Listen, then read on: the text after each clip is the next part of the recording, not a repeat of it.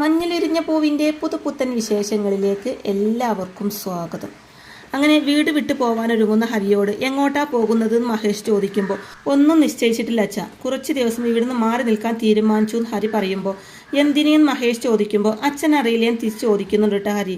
തുടർന്ന് പറയുന്നുണ്ട്, എനിക്കൊരു മാറ്റം വേണം, അതിന് ഇവിടെ നിന്നാൽ ശരിയാവില്ലെന്ന് പറയുമ്പോൾ എടാ വെറുതെ മണ്ടത്തരം കാണിക്കല്ലേ എന്ന് മഹേഷ് പറയുന്നതും ഹരി പറയുന്നുണ്ട്, ഞാൻ കാണിക്കുന്നത് മാത്രം മണ്ടത്തരം, നിങ്ങളൊക്കെ ബുദ്ധിമാന്മാർ, നിങ്ങളൊക്കെ തട്ടിക്കളിച്ചത് എൻ്റെ മനസ്സാ, ഇനി ആ കളിക്ക് കൂട്ടു നിൽക്കാൻ ഞാനില്ല, ഞാൻ പോവാണെന്ന് ഹരി പറയുമ്പോൾ ശരി പോയിക്കോ, എവിടേക്കാ പോകുന്നതെന്ന് പറഞ്ഞൂടെ എന്ന് മഹേഷ് ചോദിക്കുമ്പോൾ അതെനിക്കും അറിയില്ലല്ലോ എന്ന് പറയുന്നുണ്ട് കേട്ടോ ഹരി.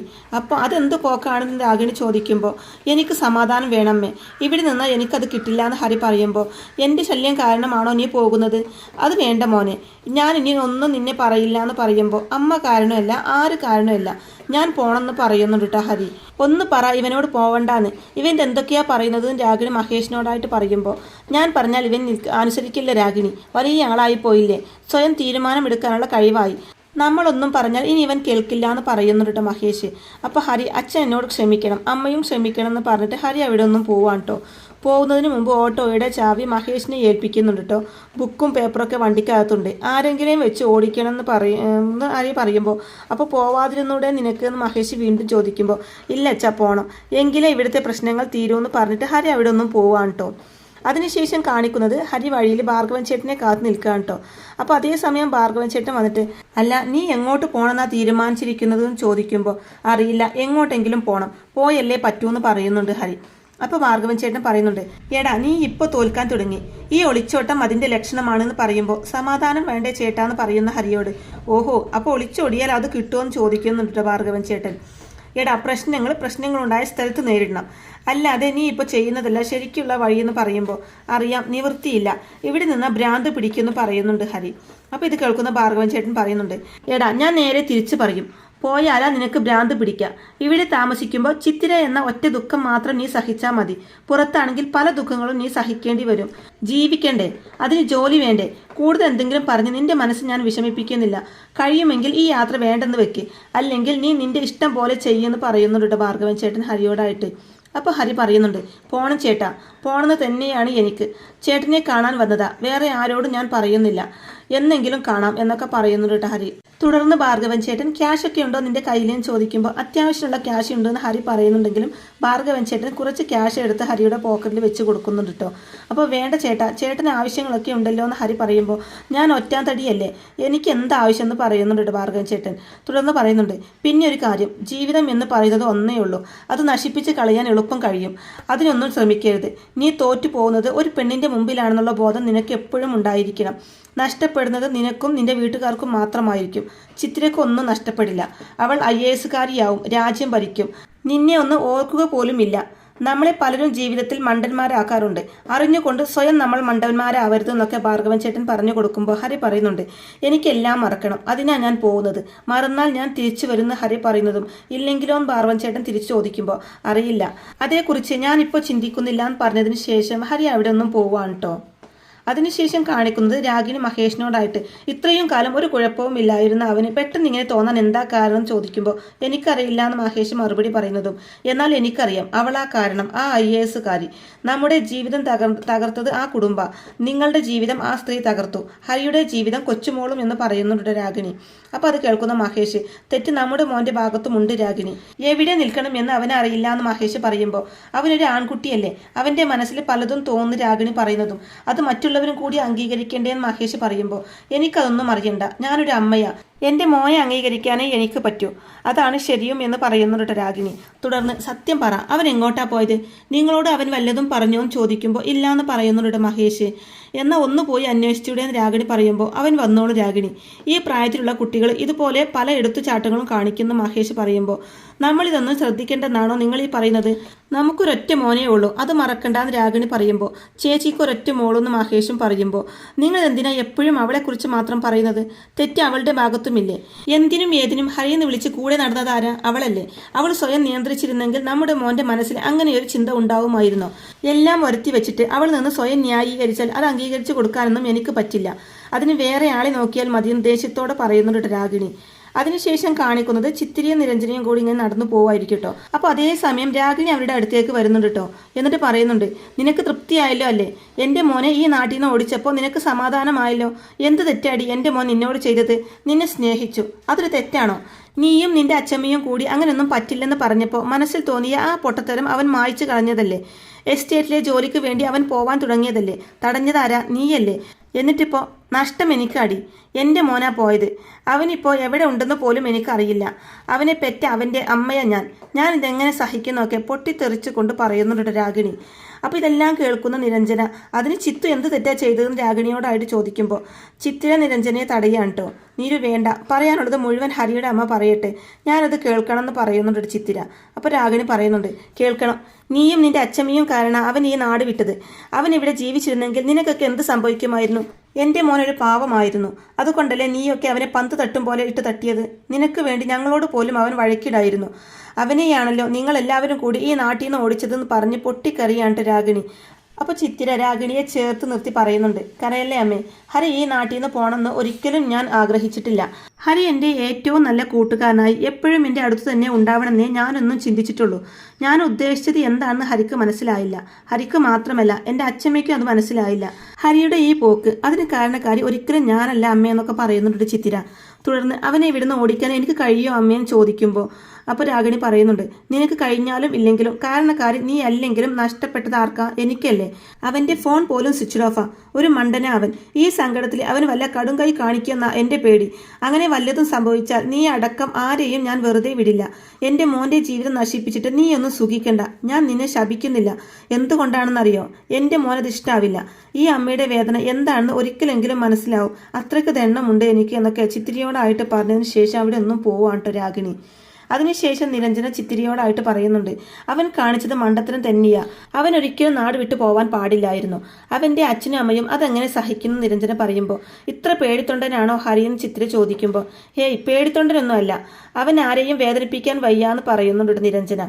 അവൻ വല്ല അബദ്ധവും കാണിക്കുന്ന ഇപ്പം എൻ്റെ പേടിയും ചിത്ര പറയുമ്പോൾ അങ്ങനെ ഒരിക്കലും ചെയ്യില്ല. അതോർത്ത് നീ പേടിക്കേണ്ട നിരഞ്ജന പറയുന്നതും കുറ്റബോധം കൊണ്ട് നീറ എൻ്റെ മനസ്സ്. ഒരു തരത്തിൽ പറഞ്ഞാൽ ഞാൻ കാരണമാണല്ലോ അവൻ ഇങ്ങനെ ചെയ്യേണ്ടി വന്നതും ചിത്ര പറഞ്ഞ് വിഷമിക്കുമ്പോൾ നിരഞ്ജന പറയുന്നുണ്ട്, അങ്ങനെ ചിന്തിക്കാൻ തുടങ്ങിയാൽ നമുക്ക് എങ്ങും എത്താൻ പറ്റില്ല. ഹരി പോവാൻ കാരണം നീയാണെന്ന് വിചാരിച്ചാലാണ്, അല്ലാന്ന് വിചാരിച്ചാലല്ല. തൽക്കാലം ഹരിയെക്കുറിച്ച് കൂടുതൽ സംസാരിക്കാതിരിക്കുന്നതാ നല്ലത്. അവനൊരു ആൺകുട്ടിയാണല്ലോ, മടുക്കുമ്പോൾ തിരിച്ചു വന്നോളെന്നൊക്കെ പറയുന്നുണ്ട് നിരഞ്ജന. എനിക്ക് തോന്നുന്നില്ല ചിത്തിര പറയുന്നതും. എനിക്ക് തോന്നുന്നുണ്ട്. നീ ഹരിയെക്കുറിച്ച് ആലോചിച്ച് മനസ്സ് പുണ്ണാക്കുന്നതിൽ വലിയ അർത്ഥമൊന്നുമില്ല. എല്ലാം മറക്കാൻ നോക്ക്, എന്നിട്ട് സ്വന്തം കാര്യം ചെയ്യാൻ നോക്കുമെന്ന് പറയുന്നുണ്ട് നിരഞ്ജന ചിത്തിരയോടായിട്ട്. അപ്പോൾ ചിത്തിര പറയുന്നുണ്ട്, ഞാൻ ശ്രമിക്കാം. വിജയിക്കുമെന്ന് അറിയില്ല എന്ന് പറയുമ്പോൾ വിജയിക്കണം, അല്ലെങ്കിൽ തോൽക്കാൻ പോകുന്നത് നീ മാത്രമല്ല, നിന്റെ വിജയം കാത്തിരിക്കുന്ന ഒരുപാട് പേരാണെന്ന് നിരഞ്ജന പറയുന്നതും എനിക്കറിയാം നീരു. പക്ഷേ എൻ്റെ മനസ്സിനൊരു സംതൃപ്തിയും കിട്ടുന്നില്ല എന്ന് പറയുന്നുണ്ട് ചിത്തിര. ആ വിഷയം കൈകാര്യം ചെയ്യുന്നതിൽ ആദ്യം തെറ്റുപറ്റിയ നിനക്ക, പിന്നെ മറ്റുള്ളവർക്കും അത് പറ്റി. പ്രത്യേകിച്ച് നിന്റെ അച്ചമ്മയ്ക്ക് നിരഞ്ജന പറയുന്നതും. ഞാൻ നിരപരാധിയല്ലേ ചിത്തിര ചോദിക്കുമ്പോൾ നീ നിരപരാധിയാണ് നിരഞ്ജന മറുപടി പറയുന്നതും. അത് കേട്ടാൽ മതി എനിക്ക് എന്ന് പറയുന്നുണ്ട് ചിത്തിര. തുടർന്ന് ചിത്തിര, നമുക്ക് ഹരിയുടെ വീട് വരെ പോയാലോ നീരു എന്ന് ചോദിക്കുമ്പോൾ എന്തിനേയും തിരിച്ചു ചോദിക്കുന്ന നിരഞ്ജനയോട്. ഓട്ടോ മാമനെ കണ്ട് ആശ്വസിപ്പിക്കേണ്ടതെന്ന് ചിത്തിര പറയുമ്പോൾ അതിൻ്റെ ആവശ്യമൊന്നുമില്ല. ഇപ്പോൾ നീ മിണ്ടാതിരിക്കുന്നത് ആ ബുദ്ധിയും നിരഞ്ജന പറയുന്നതും. ഞാൻ നിന്നെ വിശ്വസിക്കാം, നീ പറയുന്നത് ഞാൻ ചെയ്യാമെന്ന് പറയുമ്പോൾ അങ്ങനെ നല്ല വഴിക്ക് ചിന്തിക്കുക. നിനക്ക് കുഴപ്പം വരുന്നൊന്നും ഞാൻ പറയില്ല എന്ന് പറയുന്നുണ്ട് നിരഞ്ജന.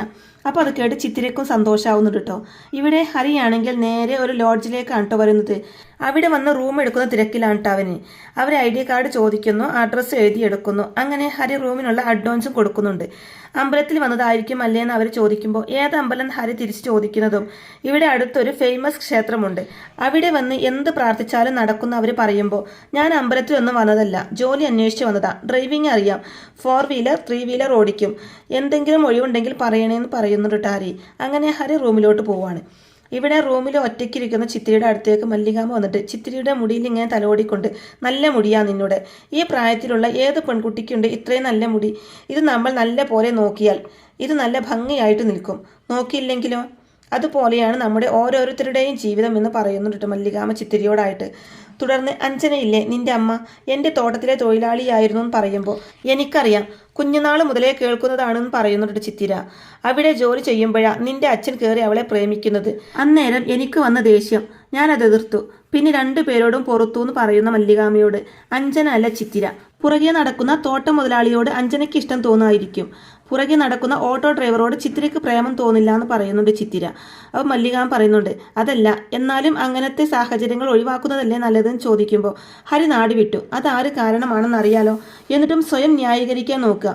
അതിനു വേണ്ടി സത്യങ്ങൾ പറയുന്നു. എനിക്കൊന്നും കേൾക്കണ്ട, ഉപദേശവും വേണ്ട. കാരണം അച്ഛമ്മ പറയുന്ന ഒന്നും കേൾക്കേണ്ട ബാധ്യത എനിക്കില്ല. ഞാൻ തെറ്റ് ചെയ്തിട്ടില്ലെന്ന് എനിക്ക് നല്ല ബോധ്യമുണ്ട്. നാളെ തെറ്റ് ചെയ്യില്ലെന്നും എനിക്കറിയാം. പിന്നെ എന്തിനാ ആവശ്യമില്ലാത്ത അഡ്വൈസ് കേൾക്കുന്നതെന്ന് പറയുന്നുണ്ട് ചിത്തിര. അപ്പം മല്ലികാമ്മ പറയുന്നുണ്ട് ശരി, നിന്നെ ഞാനിത് ഉപദേശിക്കുന്നില്ല. പക്ഷേ നിന്റെ ഈ ഒറ്റക്കിരിപ്പ് അത് മാറ്റി, നീ പഴയ ചിത്തു ആവുമെന്ന് പറയുമ്പോൾ അച്ഛമ്മേ, കുട്ടിക്കാലം തൊട്ട് എൻ്റെ ഒപ്പം കളിച്ചു നടന്ന ഒരുത്തനെയാ കാണാതായിരിക്കുന്നത്. അവൻ എവിടെ ഉണ്ടെന്ന് പോലും അറിയില്ല, ഫോണിൽ പോലും കിട്ടുന്നില്ല. അവൻ പോണെങ്കിൽ പോട്ടെ, എനിക്ക് എൻ്റെ കാര്യമാണ് വലുതെന്ന് വിചാരിക്കാൻ എന്നെ കൊണ്ട് പറ്റില്ല. അതല്ലല്ലോ അച്ഛമ്മ എന്നെ പഠിപ്പിച്ച സംസ്കാരം എന്നൊക്കെ ചിത്തിര പറയുമ്പോൾ നമ്മൾ ആരും ഓടിച്ചതല്ലല്ലോ, അവൻ സ്വയം പോയതല്ലേ എന്ന് മല്ലികാമ്മ പറയുമ്പോൾ പോയത് സ്വയമാണ്. എന്തുകൊണ്ട് പോയി? അതിൻ്റെ കാരണം പരിശോധിച്ചാൽ പ്രതികളായിട്ട് നമ്മൾ അതിലുണ്ടാവില്ലെന്ന് അച്ഛമ്മക്ക് പറയാൻ പറ്റുമോ?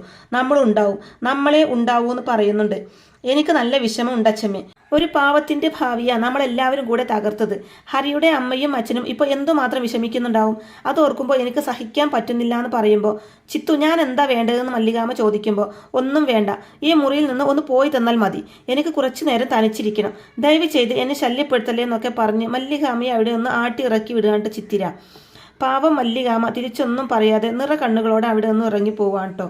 ചിത്തിരിയാണെങ്കിൽ വിഷമത്തോടെ ഇരിക്കുകയും ചെയ്യുന്നുണ്ട്. പിന്നീട് കാണിക്കുന്നത് ചിത്തിരി ഇങ്ങനെ പുസ്തകം കയ്യിൽ പിടിച്ചുകൊണ്ടിരിക്കുന്നത് കണ്ട് എന്താ പഠിക്കാൻ പറ്റുന്നില്ല എന്ന് നിരഞ്ജൻ ചോദിക്കുമ്പോൾ ഇല്ല, ഹരിയെക്കുറിച്ച് ഓർത്തിട്ട് ഒരു സമാധാനവും ഇല്ല നീരു. അവനിപ്പോൾ എവിടെയായിരിക്കും, എന്ത് ചെയ്യായിരിക്കും, അവൻ ഇനി തിരിച്ചു വരുമെന്നൊക്കെ ചോദിക്കുമ്പോൾ തിരിച്ചു വരും, നിന്റെ അടുത്തേക്ക് തിരിച്ചു വരാതിരിക്കാൻ അവന് പറ്റുമോ ചിത്തു? ഉറപ്പായിട്ടും അവൻ തിരിച്ചു വരും എന്ന് പറയുന്നുണ്ട് നിരഞ്ജന. എന്നെ അവനിപ്പോൾ വെറുപ്പായിരിക്കും. ഞാൻ അവനെ മനസ്സിലാക്കിയില്ല. എനിക്ക് അവനോട് കുറച്ചും കൂടെ ദയ കാണിക്കാമായിരുന്നു, ചെയ്തില്ല. കുട്ടിക്കാലം തൊട്ടുള്ള സുഹൃത്ത്, അവനാ ഞാൻ കാരണം എവിടെയോ അലഞ്ഞു നടക്കുന്നതെന്ന് ചിത്തിര പറയുമ്പോൾ അതിന് നീ തെറ്റൊന്നും ചെയ്തില്ലല്ലോ, നീ കാരണമല്ല അവൻ പോയത്. ആ കുറ്റബോധം എന്തായാലും നിനക്ക് വേണ്ടാന്ന് പറയുന്നുണ്ട് നിരഞ്ജന. കുറ്റബോധമല്ല, ഒരു വിഷമെന്ന് ചിത്തിര പറയുമ്പോൾ അതിൻ്റെ ഒന്നും ആവശ്യമില്ല. നീ ഇപ്പോൾ അതൊക്കെ മറക്കുന്നതാ നല്ലത്. പരീക്ഷയെ അടുത്തു വരുന്നത്. സംസ്ഥാനത്ത് ഏറ്റവും കൂടുതൽ മാർക്ക് വാങ്ങിക്കേണ്ട കുട്ടിയാ ചിത്തു നീ. നിന്നിൽ നിന്ന് എല്ലാവരും അത് പ്രതീക്ഷിക്കുന്നുണ്ട്. അവരെ നിരാശപ്പെടുത്തരുതെന്ന് പറയുന്നുണ്ട് നിരഞ്ജന. അപ്പോൾ ചിത്തിര പറയുന്നുണ്ട് അറിയില്ല, എനിക്ക് പരീക്ഷ എഴുതാൻ പറ്റുമെന്ന് അറിയില്ല. പുസ്തകം തുറന്നാൽ ഹരിയുടെ മുഖ തെളിയുന്നത്. അവൻ പട്ടിണി കിടക്കായിരിക്കോ നീരോ എന്നൊക്കെ ചിത്തിര പറയുമ്പോൾ പട്ടിണി കിടക്കാനോ? അവനൊരു ആൺകുട്ടിയല്ലേ, പണിയെടുത്ത് ജീവിക്കായിരിക്കും എന്ന് പറയുന്നുണ്ട്. അവൻ എത്രയും പെട്ടെന്ന് തിരിച്ചു വരണം, ഇല്ലെങ്കിൽ എനിക്കത് സഹിക്കാൻ പറ്റില്ല എന്ന് ചിത്തിര പറയുമ്പോൾ വരുന്നേ, 1-2 ദിവസം കഴിയുമ്പോൾ അവൻ വരും. ഞാൻ പറഞ്ഞില്ലേ നിന്റെ അടുത്ത് നിന്ന് ഒരിക്കലും അവന് പോവാൻ പറ്റില്ലെന്ന്. നിന്നെ അവൻ ശരിക്കും സ്നേഹിക്കുന്നുണ്ടെങ്കിൽ, നീ അവൻ്റെ കൂട്ടുകാരിയാണെന്ന് അവൻ കരുതുന്നുണ്ടെങ്കിൽ അവൻ തിരിച്ചു വരുമെന്ന് പറയുന്നുണ്ട് നിരഞ്ജന. ഇത്രയും നല്ലൊരു കൂട്ട് വേണ്ടാന്ന് വെച്ച് അവൻ പോവാൻ പറ്റോടി? ഒരിക്കലുമില്ല. പോയതിനേക്കാൾ ഇരട്ടി വേഗത്തിൽ അവൻ തിരിച്ചു വരും. നീ ഉറപ്പിച്ചോ എന്നൊക്കെ പറയുന്നുണ്ട് നിരഞ്ജന. അപ്പോൾ അത് കേൾക്കുന്ന ചിത്ര പറയുന്നുണ്ട് നീ പറയുന്നത് ഞാൻ വിശ്വസിക്കാം. എൻ്റെ നന്മ മാത്രമാണ് നീ ആഗ്രഹിക്കുന്നത്. അപ്പോൾ നീ പറയുന്നത് ശരിയാവുമെന്ന് ചിത്ര പറയുമ്പോൾ ശരിയാവും, എല്ലാം ശരിയാവും, സമാധാനമായിട്ടിരിക്കെ. ഇനി നീ പഠിച്ചു നോക്ക്, ശ്രദ്ധ കിട്ടുമെന്ന് പറയുമ്പോൾ ചിത്ര ബുക്ക് എടുത്ത് പഠിക്കുകയാണ് കേട്ടോ. അപ്പോൾ കിട്ടുന്നുണ്ടോ എന്ന് നിരഞ്ജൻ ചോദിക്കുമ്പോൾ കിട്ടുന്നുണ്ടെന്ന് പറയുന്നുണ്ട് ചിത്തിര. അങ്ങനെ നിരഞ്ജന അവിടെ ഒന്നും വരുന്നതും മല്ലികാമ്മ നിരഞ്ജനയോടായിട്ട് എന്ത് പറയുന്നു അവൾ എന്ന് ചോദിക്കുമ്പോൾ കുഴപ്പമില്ല എന്ന് പറയുന്നുണ്ട് നിരഞ്ജന. ഞാൻ കാരണമാണ് ഹരി പോയതെന്ന് അവൾ വിശ്വസിക്കുന്നുണ്ടോ എന്ന് മല്ലികാമ്മ ചോദിക്കുമ്പോൾ ഇല്ല എന്ന് നിരഞ്ജന മറുപടി പറയുന്നതും നുണ പറയണ്ട, അവൾക്ക് എന്നോട് ദേഷ്യമല്ലേ? ദേഷ്യം തോന്നിയാലും എനിക്കൊന്നുമില്ല. അവളുടെ നന്മയ്ക്ക് വേണ്ടിയാണ് ഞാനിതെല്ലാം ചെയ്യുന്നത്. അത് അവൾക്ക് ഇപ്പോൾ മനസ്സിലായില്ലെങ്കിലും പിന്നെ മനസ്സിലായിക്കോളും എന്ന് പറയുമ്പോൾ അവളൊരു തെറ്റും ചെയ്തിട്ടില്ലല്ലോ അച്ഛമ്മയെ നിരഞ്ജന പറയുന്നതും പിന്നെ ആരാ ചെയ്തത്, ഞാനോ മല്ലികാമ്മ തിരിച്ചു ചോദിക്കുമ്പോൾ അച്ഛമ്മ കുറച്ച് ആവേശം കാണിച്ചു, അത് ഒഴിവാക്കാമായിരുന്നു നിരഞ്ജന പറയുമ്പോൾ നിനക്ക് എൻ്റെ അവസ്ഥയെക്കുറിച്ച് എന്തറിയാം? തീക്കുണ്ടത്തിന്റെ മുകളിലാണ് ഞാൻ ഇപ്പോൾ ജീവിക്കുന്നതെന്ന് പറഞ്ഞ് വിഷമത്തോടെ ഇരിക്കുന്ന മല്ലികാമ്മയെയും കാണിച്ചിട്ടാണ് കേട്ടോ ഇന്നത്തെ ഈ ഒരു എപ്പിസോഡ് അവസാനിക്കുന്നത്. അങ്ങനെ മഞ്ഞിൽ വിരിഞ്ഞ പൂവിൻ്റെ വളരെ ത്രില്ലിംഗ് ആയിട്ടുള്ള നല്ല അടിപൊളി എപ്പിസോഡുകളൊക്കെ ആയിരിക്കും കേട്ടോ ഇനി വരാനിരിക്കുന്നത്. അപ്പോൾ ഈ റിവ്യൂ ഇഷ്ടമായിട്ടുണ്ടെങ്കിൽ വീഡിയോ ലൈക്ക് ചെയ്യാനും ചാനൽ കൂടി ഒന്ന് സബ്സ്ക്രൈബ് ചെയ്ത് സപ്പോർട്ട് ചെയ്യാനും മറക്കല്ലേ ഫ്രണ്ട്സ്. താങ്ക്